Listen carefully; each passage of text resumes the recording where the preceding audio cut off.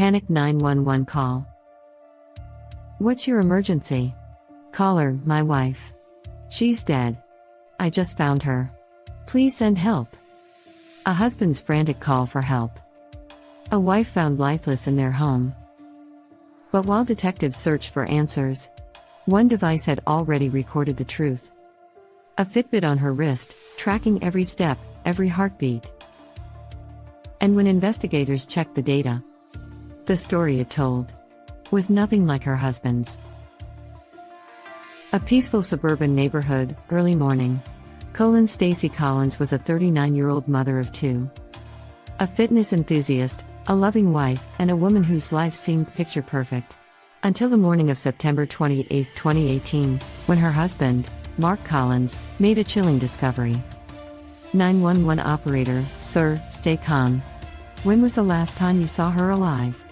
Mark, last night. She was fine when I left for work early this morning. Mark claimed Stacey was alive at 6:30 a.m. Mark told police he had no idea what happened. No signs of forced entry, no struggle. Just his wife. Lifeless on the floor. But something felt off. Stacey had been shot once in the head.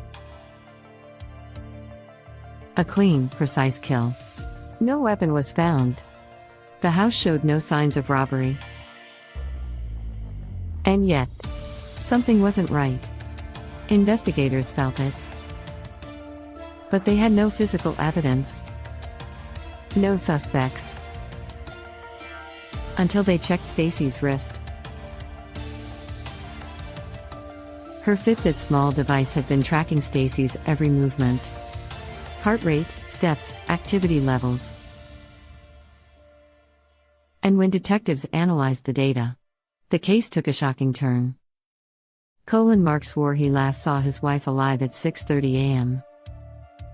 But Stacey's Fitbit told a different story. Her heart rate suddenly spiked at 7:12 a.m., then flatlined at 7:14 a.m.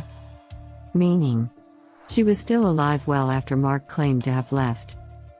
The data didn't match his timeline. Either he was mistaken, or he was lying. Investigators pulled surveillance footage from nearby traffic cameras. Mark's car wasn't at work when he said it was. Instead, it was seen returning home, just minutes before Stacey's Fitbit recorded its final heartbeat. Mark, your wife's Fitbit says she was alive when you said she wasn't. And we have footage of you coming back home. Mark shifts uncomfortably, rubbing his hands together. Mark, I don't know what happened. Maybe someone else. The tech doesn't lie.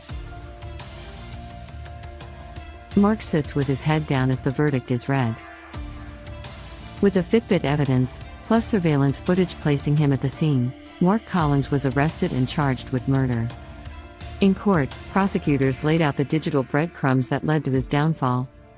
In the end, the jury found him guilty of second-degree murder. He was sentenced to 25 years in prison. What Mark didn't realize was that technology had been watching. Every step, every heartbeat, every lie. And in the end,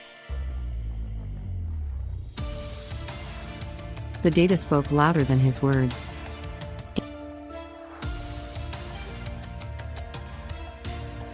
In today's world, we're constantly tracked by our phones, our watches, our smart devices. For most of us, it's just a part of life. But for criminals, it's a ticking time bomb. Because the more technology advances, the harder it is to get away with murder.